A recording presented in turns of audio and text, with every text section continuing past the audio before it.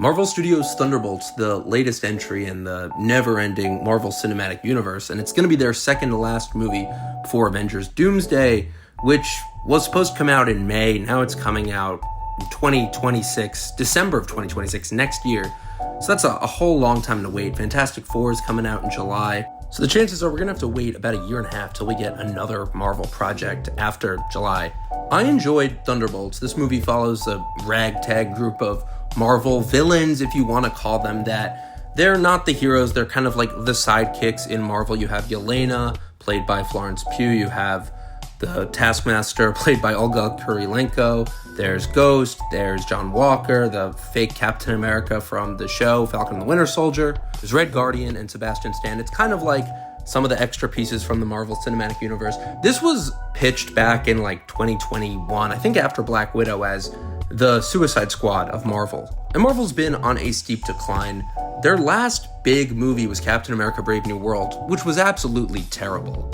I mean, it was really just poor writing, and I don't really need to reiterate that. You can watch my Captain America review.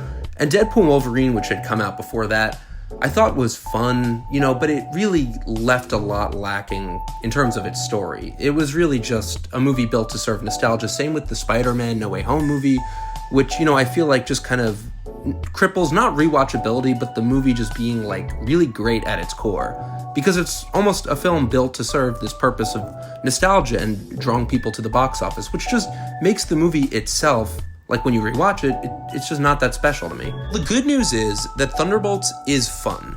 And I think that for all of the recent movies in the MCU, this one actually to me felt kind of like a real movie. It wasn't great, and I really wanted to like this. I saw this movie twice, which is a good sign. I went into this a second time because when I first saw it, I enjoyed it, but in its second act, I thought it just kind of became a regular Marvel movie. The thing is, the movie's core is still pretty good. It just still has that superhero syndrome where it feels very formulaic, very clean and safe and blockbustery, and like it doesn't take too many risks. But the good news is this movie is actually a big step up from previous Marvel films. It has real characters here. The thing that I really love about this movie is most of these characters don't have superpowers. Mostly they just, and Yelena Belova says this, they just shoot and punch, which is cool. It's nice to finally have a movie that focuses on heroes who don't have powers, who seemingly can't get the job done easily. I think it adds way more complexity to the characters and to the story. You just have more at stake here because these are humans. They're not people who could, be shot at or have a building land on them and they're fine, like Thor. You actually feel more stakes here. And that's just where the movie to me feels small. I just overall thought this movie felt small. There's only a couple of set pieces here. And I don't think every Marvel movie really needs to be this Avengers level type of film, but really the bar has been set so high, and every single movie that's kind of come out recently, I would say post Infinity War, minus Guardians of the Galaxy Volume 3, and honestly I did like Chloe Zhao's Eternals a bit, but it was definitely a mess, but it had a very strong personality to it that most other Marvel films don't. But I think that these movies just need to have a very strong sense of identity, and this movie doesn't have that. And that just bothered me. It's just, at the end of the day, a very safe, very bland movie with a fun group of characters. There's the diverse enough elements that make it interesting, like you have Sebastian Stan as kind of the rough, tough sidekick, and he's also been in all the Marvel movies since 2011, so it's nice to have someone who's been here a while in it, but he also kind of has more of a stronger appearance in the second act. You have Red Guardian, who's funny, he's comic relief. There's Yelena, who's, tough. There's Bob, played by Lewis Pullman, who's pretty good and he's funny. John Walker and Ghost, there's chemistry there and banter, just, the fighting between them. But overall, it's just not enough to really give these characters purpose. There's kind of this through line throughout that all of these characters are lost or searching for themselves, or, unlike the Iron Mans and Captain Americas of the world, they're kind of cast off. But it doesn't really explore that so much. It's the same issue that was kind of plaguing Captain America: Brave New World. That movie could have been all about Sam Wilson trying to be Captain America, trying to live up to that title, but instead it was just a really stupid conspiracy thriller that was kind of cool in on paper, but it was so silly in execution.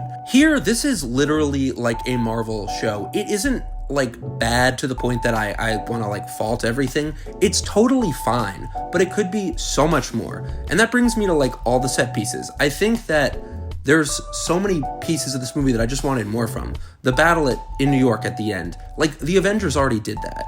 And there's just nothing really new you can add to this. People disappear, turn into shadows, and they have to kind of overcome their grief or whatever. They go into Bob's head. It's not really something that, I think is so unique for this franchise. It just disappointed me there. There's a big section in the beginning of this where they're just in this vault, and I like the beginning of that, but then they get out, then they're in the desert, then they get dragged to New York, and then it's the final battle.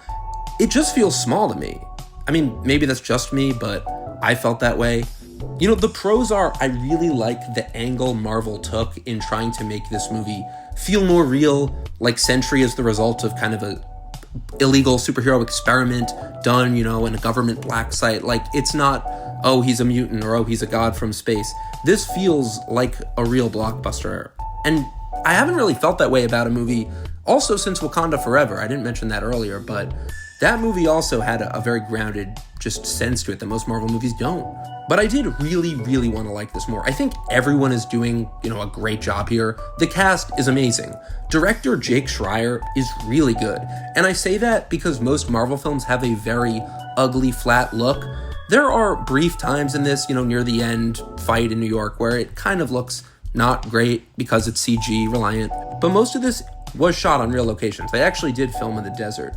A lot of the shots are practical, and it is something that looks much better than most Marvel movies, and I have to acknowledge that because it's noticeably different.